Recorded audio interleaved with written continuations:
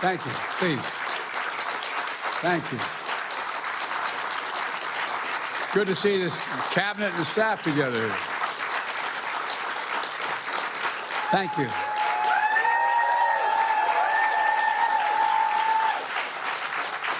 Thank you, thank you, thank you. Please.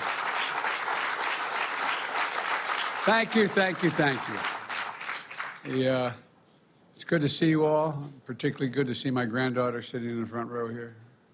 Hi, Finn. How are you, honey? For over 200 years, America has carried on the greatest experiment in self-government in the history of the world. And that's not hyperbole, that's a fact.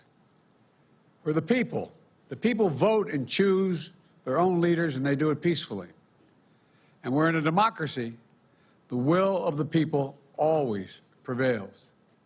Yesterday, I spoke with President-elect Trump to congratulate him on his victory. And I assured him that I'd direct my entire administration to work with his team to ensure a peaceful and orderly transition. That's what the American people deserve. Yesterday, I also spoke with Vice President Harris. She's been a partner and a public servant. She ran an inspiring campaign, and everyone got to see something that I learned early on to respect so much, her character. She has a backbone like a ramrod. She has great character, true character. She gave her whole heart and effort, and she and her entire team should be proud of the campaign they ran. You know, the struggle for the soul of America, since our very founding, has always been an ongoing debate and still vital today. I know for some people, it's a time for victory, to state the obvious. For others, it's a time of loss.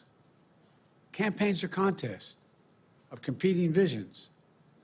The country chooses one or the other. We accept the choice the country made. I've said many times, you can't love your country only when you win. You can't love your neighbor only when you agree. Something I hope we can do, no matter who you voted for, is see each other not as adversaries, but as fellow Americans. Bring down the temperature. I also hope we can lay to rest the question about the integrity of the American electoral system.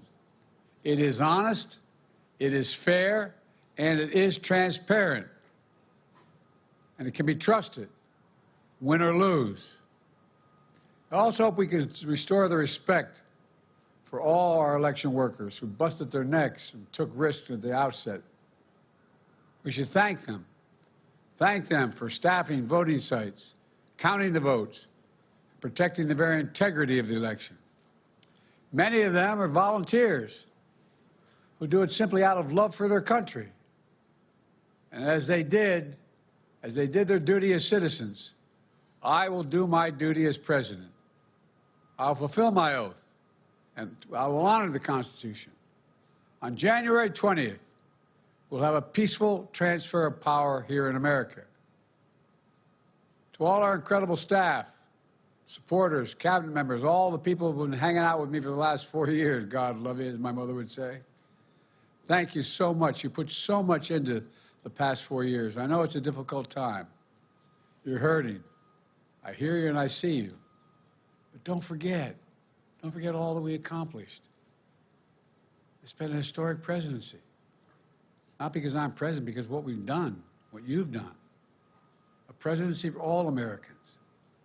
Much of the work we've done is already being felt by the American people, but the vast majority of it will not be felt over the next 10 years. We have legislation we passed that's just only now just really kicking in. We're going to see over $1 trillion worth of infrastructure work done, changing people's lives in rural communities and communities that are in real difficulty, because it takes time to get it done. And so much more it's going to take time, but it's there. The road ahead is clear, assuming we sustain it.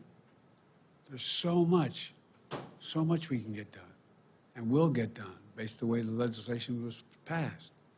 And it's truly historic. You know, we're leaving behind the strongest economy in the world. I know people are still hurting, but things are changing rapidly. Together, we've changed America for the better. Now we have 74 days to finish the term, our term. Let's make every day count. That's the responsibility we have to the American people. Look, folks, you all know it in your lives. Setbacks are unavoidable, but giving up is unforgivable. Setbacks are unavoidable, but giving up is unforgivable. We all get knocked down, but the measure of our character, as my dad would say, is how quickly we get back up. Remember, a defeat does not mean we are defeated. We lost this battle. The America of your dreams is calling for you to get back up. That's the story of America for over 240 years and counting. It's a story for all of us, not just some of us. The American experiment endures. We're going to be okay, but we need to stay engaged. We need to keep going. And above all, we need to keep the faith. I'm so proud to have worked with all of you. I really mean it. I sincerely mean it. God bless you all. God bless America. And may God protect our troops. Thank you, thank you, thank you.